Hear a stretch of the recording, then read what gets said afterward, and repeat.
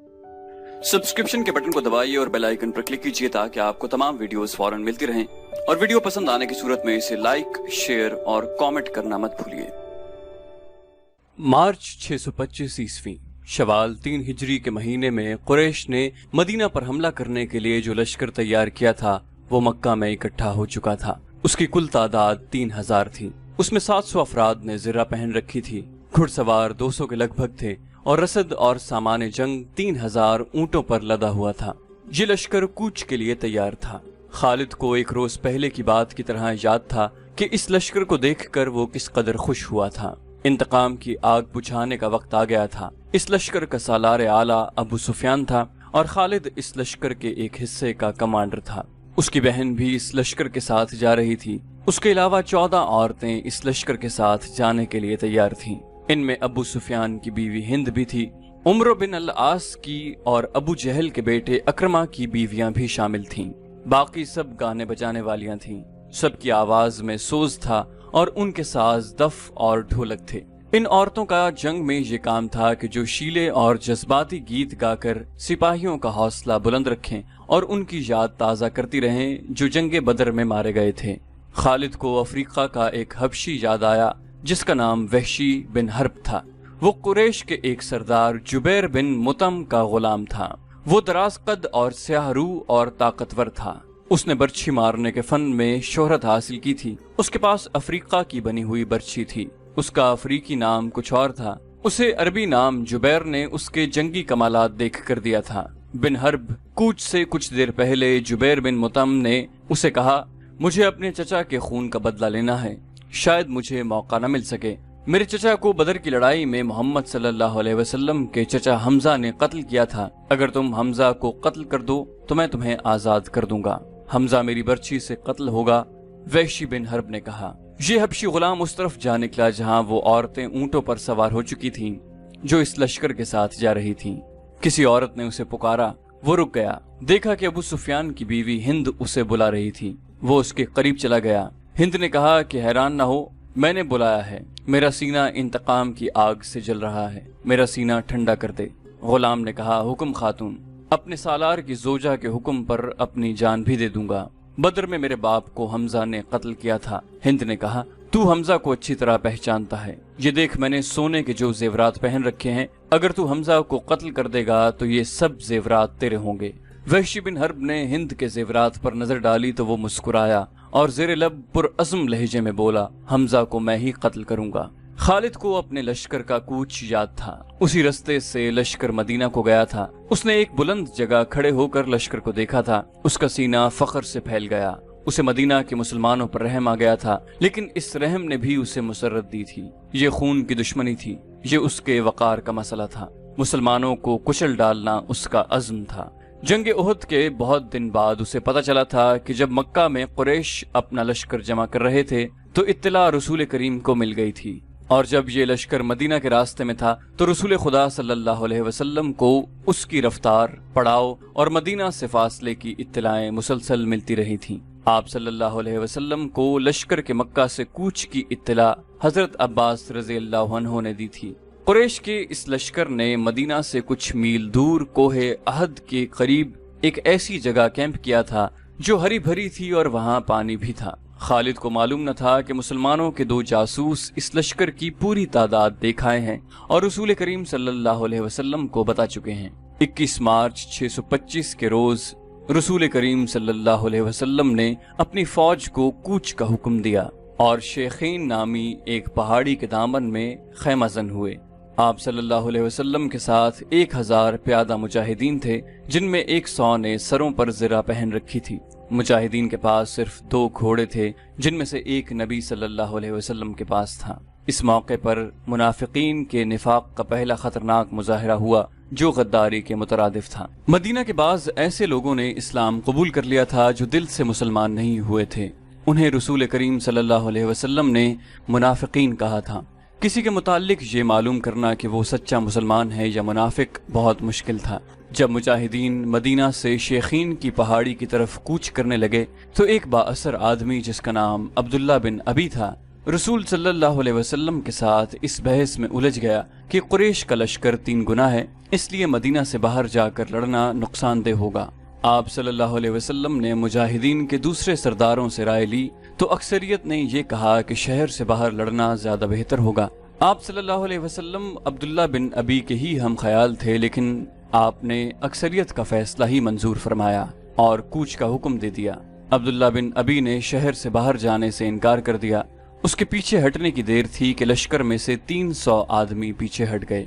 तब पता चला कि ये सब मुनाफिकीन थे और अब्दुल्ला उनका सरदार है। अब 3000 के मुकाबले में मुजाहिदीन की नफरी सिर्फ 700 रह गई थी। रसूल करीम सल्लल्लाहु अलैहि वसल्लम दिल बर्दाश्त न हुए और 700 ही को साथ लेकर कोहे अहद के दामन में शेखीन के मकाम पर पहुंचे। खालिद ने एक बुलंद टेकरी पर खड़े होकर मुसलमानों की तरतीब देखी और उसने अपने सालार अबू सुफियान को बताकर अपने दस्ते की जगह तय कर ली। रसूल अकरम सल्लल्लाहु अलैहि वसल्लम ने मुजाहिदीन को कमोबेश 1000 गज लंबाई में फैला दिया। पीछे वादी थी, मुजाहिदीन के एक पहलू के साथ पहाड़ी थी, लेकिन दूसरे पहलू पर कुछ नहीं था। उस पहलू को मजबूत रखने के लिए रसूल सल्लल्लाहु अलैहि वसल्लम ने 50 तीरंदाजों को करीब की एक टेकरी पर बिठा दिया। उन तीरंदाजों के कमांडर अब्दुल्ला बिन जुबैर थे। अपनी जिम्मेदारी समझ लो अब्दुल्ला। रसूल खुदा सल्लल्लाहु अलैहि वसल्लम ने उसे हिदायत देते हुए फरमाया, अपने अक़ब को देखो, दुश्मन हमारे अक़ब में नक्लो हरकत कर सकता है, जो हमारे लिए खतरा है। दुश्मन के पास घुड़सवार ज्यादा हैं, वो हमारे पहलू पर घुड़सवारों से हमला कर सकता है। अपने तीरंदाजों को घुड़सवारों पर मरकूज रखो, प्यादों का मुझे कोई डर नहीं। तकरीबन तमाम मुस्तनद मौरखीन, जिनमें इब्न हशाम और वाक़िदी खास तौर पर काबिल जिक्र हैं, लिखते हैं कि रसूल करीम सल्लल्लाहु अलैहि वसल्लम ने अब्दुल्लाह बिन जुबैर रज़ियल्लाहु अन्हु को वाज़े अल्फाज में कहा था, हमारा अक़ब सिर्फ तुम्हारी बेदारी और मुस्तैदी से महफूज रहेगा। तुम्हारी जरा सी कोताही भी हमें बड़ी जिल्लत आमेज शिकस्त दे सकती है। याद रखो अब्दुल्लाह, अगर तुम दुश्मन को भागते हुए और हमें फतहयाब होते हुए देख लो तो भी इस जगह से न हिलना। अगर देखो कि हम पर दुश्मन का दबाव बढ़ गया है और तुम्हें हमारी मदद के लिए पहुंचना चाहिए तो भी ये जगह न छोड़ना। पहाड़ी की ये बुलंदी दुश्मन के कब्जे में नहीं जानी चाहिए। ये बुलंदी तुम्हारी है, वहां से तुम नीचे इस तमाम इलाके के हुक्मरान होगे जहां तक तुम्हारे तीरंदाजों के तीर पहुंचेंगे। खालिद ने मुसलमानों की तरतीब देखी और अबू सुफियान को बताया कि मुसलमान खुले मैदान की लड़ाई नहीं लड़ेंगे। अबू सुफियान को अपनी कसीर नफरी पर नाज था। वो चाहता था कि लड़ाई खुले मैदान में यानी लामहदूद महाज पर हो, ताकि वो अपने प्यादों और घोड़ों की अफराद से मुजाहिदीन इस्लाम को कुचल डाले। खालिद को अपने बाप ने जंगी चालों की तरबियत बचपन से देनी शुरू कर दी थी। दुश्मन पर बेखबरी में पहलू या अक़ब से झपटना और दुश्मन को चक्कर दे देकर मारना, अपने दस्तों की तकसीम और उन पर कंट्रोल उसकी तरबियत में शामिल था, जो उसे बाप ने दी थी। उसने तजुर्बेकार सरदारों की निगाहों से मुजाहिदीन की तरबियत देखी तो उसने महसूस किया कि मुसलमान फन हर्ब ज़र्ब के कमालात दिखा सकते हैं। अबू सुफियान अपनी फौज को मुसलमानों के बिलमुकाबिल ले गया। उसने घुड़सवारों को मुसलमानों के पहलुओं पर हमला करने के लिए भेजा। एक पहलू पर खालिद और दूसरे पर अक्रमा थे। दोनों के साथ 100 घुड़सवार थे। तमाम घुड़सवारों का कमांडर उमरो बिन अलास था। प्यादों के आगे अबू सुफियान ने 100 तीरंदाज रखे। कुरैश का परचम तलहा बिन अबू तलहा ने उठा रखा था। उस जमाने की जंगों में परचम को दिल जैसी अहमियत हासिल थी। परचम के गिरने से फौज का हौसला टूट जाता और भगदड़ मच जाती।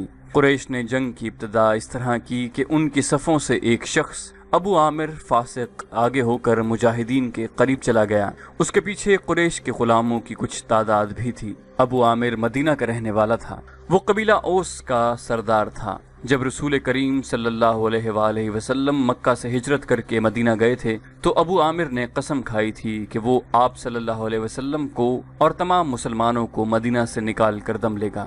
उस पर एक बड़ी ही हसीन यहूदन का और यहूदियों के मालो दौलत का तिलिस्म तारी था।